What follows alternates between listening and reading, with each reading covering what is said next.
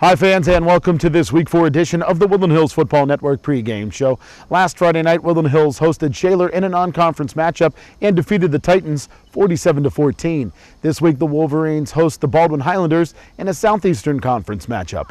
We're going to sit down with Woodland Hills head coach George Novak to review last week's victory over Shaler, preview this week's game against Baldwin, and we'll also let you see highlights of last Friday night's game. All of that and more on the pregame show here on the Woodland Hills Football Network.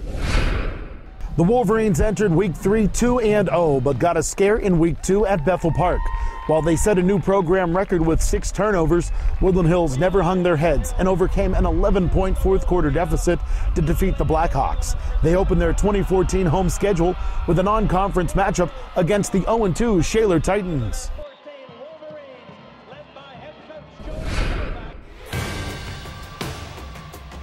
And the handoff this time goes to Timothy Nickel, and Nickel is brought down at the line of scrimmage. A pair of Wolverines there.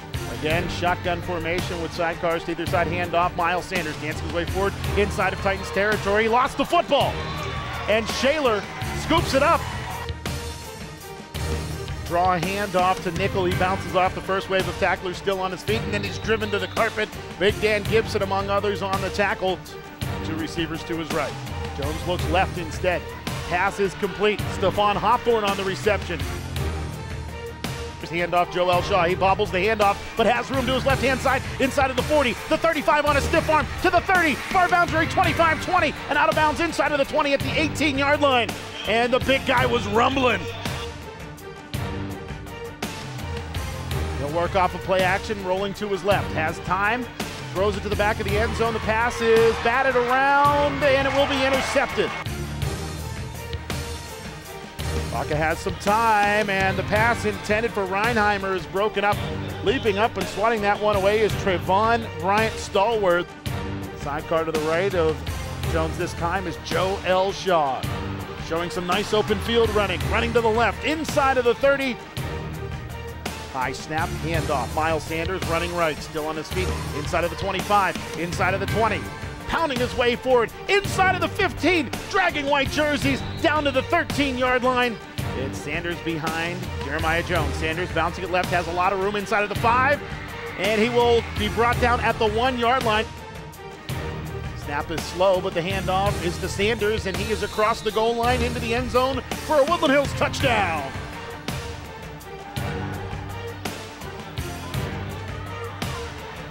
Jeremiah Jones running back and forth. He'll throw it down the near sideline where the football is caught, and it will be a very, very long touchdown pass as Jamon Dunn got behind the Shaler defenders.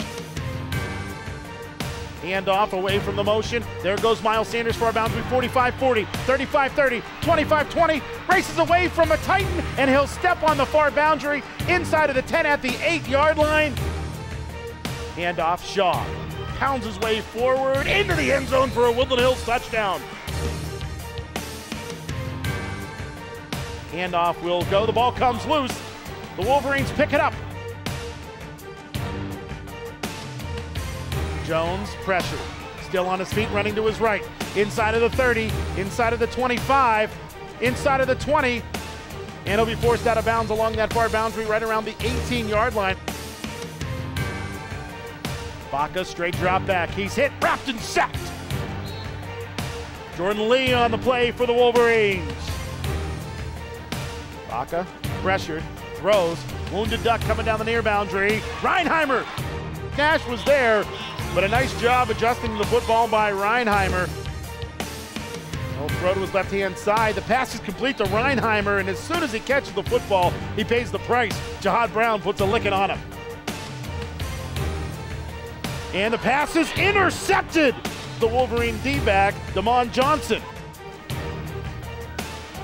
Jones off of the play action runs to his right. First down yardage and more, the design keeper. Jones off of play action, pulled the ball out of the belly. Spin by Jones, inside of the 30, 25, and out of bounds along that near boundary. Jeremiah Jones didn't want to take the hit, but he looked like a whirling dervish out there. Jones. Hands off. Shaw pounding his way inside of the 5, where he's brought down. High snap, handoff. Shaw into the end zone for the Woodland Hills touchdown. Pass down this near sideline intended for Reinheimer. He'll catch it off of his face mask as he got behind Mike Nash, and Reinheimer is finally brought down right around the 10-yard line. Pass to the left side, and it is caught for a Shaler Titans touchdown.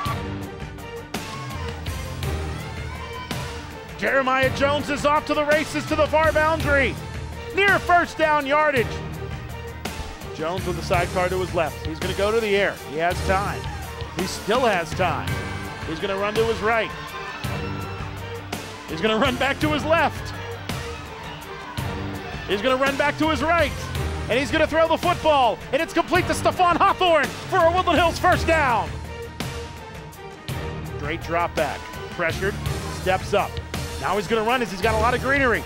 Inside of the 35, to the 30, running to the far boundary, 20, inside of the 15, one man to beat, 10, 5, and he reaches.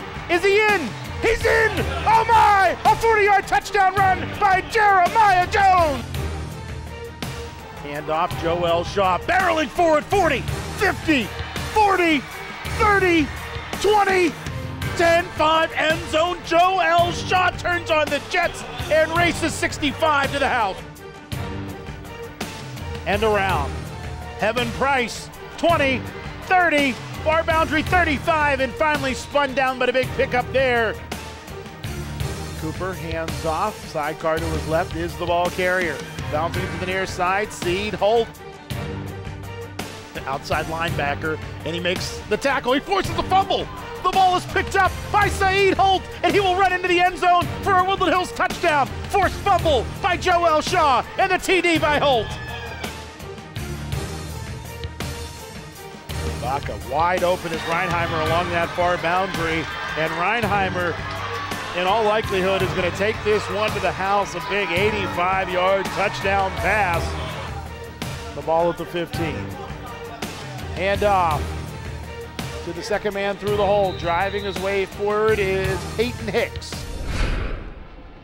After a rocky start, the Wolverines righted the ship and rolled to a 47-14 victory over Shaler. Woody High racked up nearly 550 yards of offense, including 460 yards rushing. The ground game was paced by Joel Shaw, Miles Sanders, and Jeremiah Jones, who each ran for over 100 yards. Woodland Hills steps back into the Southeastern Conference as they'll host the Baldwin Highlanders in Week 4. We are the Woodland Hills Wolverines. Since 1987, we've been a part of some of the most electrifying football games in Western Pennsylvania, and we've established a national reputation of excellence. Whether you're a former player, a Woody High alum, a parent, or a fan, you're part of our Wolverine family. And now you can join us by becoming a part of our new booster club, the Wolverine Nation. Visit WHFBA.org and see how your donation can help our student athletes while earning you unique benefits. We're more than just a booster club. We are the Wolverine Nation. Again, fans, we thank you for joining us for this Week 4 edition of the Woodland Hills Football Network pregame show. Adam Gusky here sitting down with Woodland Hills head coach George Novak. And Coach Novak, before we talk about this week's game against the Baldwin Highlanders, let's take a look back to last Friday night's win over the Shaler Titans. Started off a little bit sloppy with a couple of turnovers, but you got your legs under you and you rolled to the 47-14 victory. Those two turnovers right off the bat, we had visions of the week before where we had 6 turnovers, but after those two we were able to not have any more turnovers the rest of the game, and you know, our kids came around defensively. They played very well up front, one of our best games, and you know, they have a great passing game, and they got a couple passes on us, one on the varsity, one on the junior varsity, but you know, we're able to get their scores. But in the running game, our defense really did well. You know, offensively, we started to gel. I was real pleased with the offensive line this week. They did a real nice job. They had their best game this year. You know, the offense usually comes around slower, and you know, this week it really improved a lot. Talked about the offensive line, and that is very evident when you have over 450 yards in rushing, that the offensive line played so well. Yeah, they did a great job. You know, we had a number of kids had multiple pancake blocks, and just some great highlights watching the film with the kids on Saturday. It was nice because we had a lot of great blocks on the offensive linemen, and it wasn't just one, but it was, all of them took their turn to it. They had some great blocks. It's nice to have one running back with 100 yards. It's nice to have two backs with 100 yards. You had three backs rush for over 100 yards each, with Joel Shaw leading the way, and then Miles Sanders and Jeremiah Jones also added 100 yards rushing each. We got two great running backs, really. We got some great speed on offense with our skilled guys, and the running backs did a great job. Miles Sanders, arguably one of the best backs in the state. He had a great day, great first half. He only played half the game, but he made some great plays, and he had yet another touchdown called back. I think that's his 5th touchdown of the year he had called back. But his speed and his athleticism took over for him. Joel had a breakout game for him. He did a nice job blocking, and we caught him on a stunt with no safeties, and he broke it and took it. Had about a 65-yard touchdown run, showed his athleticism and his speed.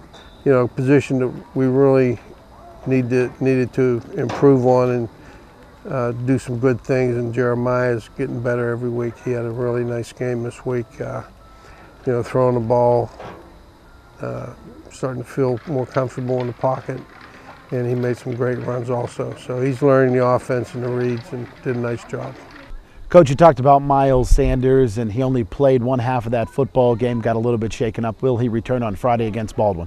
Yeah, he had a bruised leg. I mean, it wasn't anything serious, but the score was up there pretty high, and we didn't want to take any chances with him. So he could have played if we really needed him, but we felt it best that he wait till next week. What about Art Tompkins? Will he return? Art Tompkins was out this week. He'll be back next week, and we should be in full force.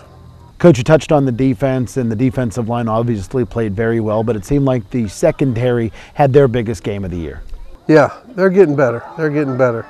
We're still moving people around, trying to get the best people in the right positions, but we had a couple picks, and the defensive line, Kevin Solomon, Danny Gibson, Akara, the whole group up front there, Wolford Clark,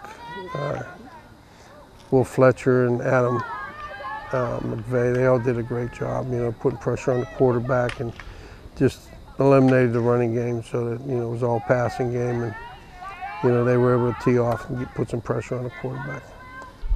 Coach, let's talk about that punter. He is really making a difference when you have to give the ball back to the other team. Really improved. This is his first year kicking football, and he's played soccer and rugby, and he could kick a ball, and he places it very well. Coffin corner kick is his specialty now, I guess, after the first 3 games. So we just hope he continues to improve and get more comfortable back there. Talk about the Baldwin Highlanders. Obviously, the biggest focus is that 6'8" defensive and offensive tackle. Yeah, they probably have the best looking offensive lineman in the state of Pennsylvania, Sterling. He's just a big kid. He's built like a Greek god, and he's improved every year since his sophomore year, and he's much improved this year, and he's accepted a scholarship to Penn State. And, we definitely, he's on the offensive line. He plays our left offensive tackle, and our kids are excited to go against him.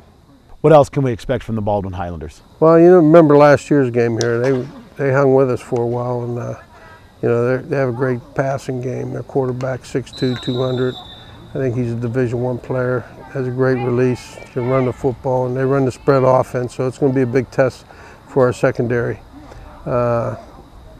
That'll be the bigger test than last week. They throw the ball well, and they have some great receivers. His primary receiver is his brother, who's a junior this year, and he played in the last year's game too. So, we're getting ready for him. That's a big thing this week, the passing game. Coach, what can we expect from the Highlanders defense?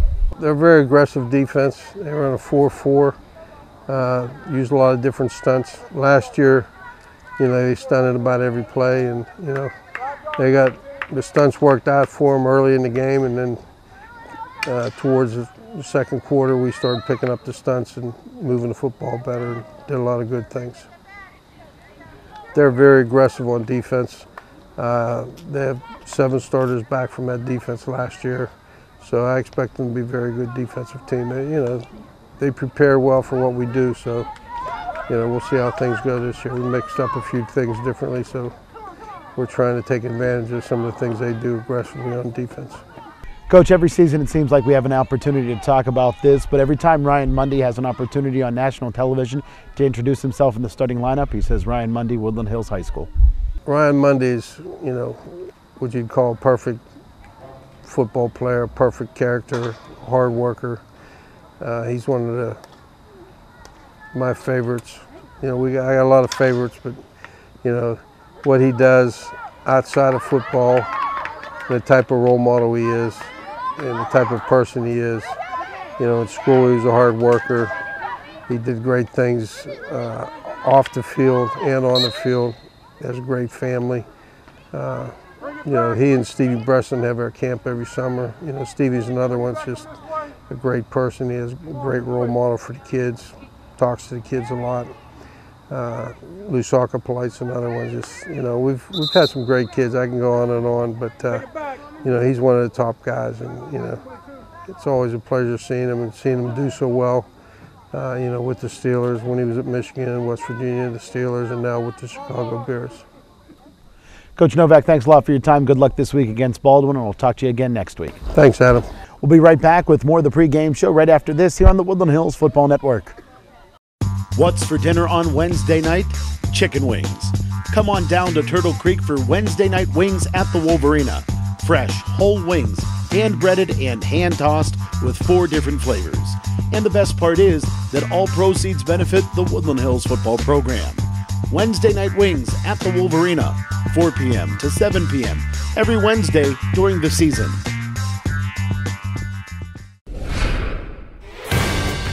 All right, fans, let's see where the Wolverines stand in the Southeastern Conference.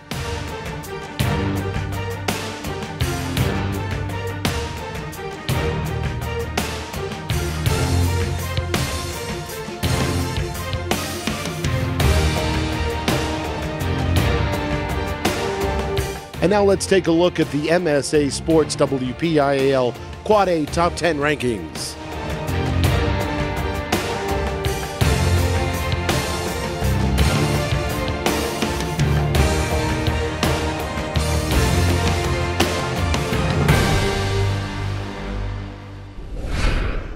Again, fans, we thank you for joining us for this Week 4 edition of the Woodland Hills Football Network pregame show. Don't forget you can tune into this Friday night's game live on our flagship radio station, AM 1550 WZUM, on the web at woodlandhillsfootballnetwork.com. Our radio broadcast is also available live and archived on msasports.net.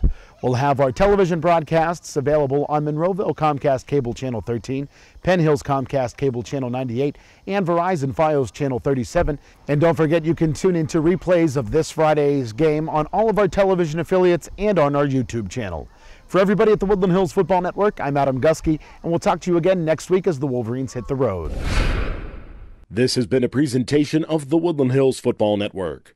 Watch us on YouTube, like us on Facebook, follow us on Twitter, and as always, visit us at woodlandhillsfootballnetwork.com.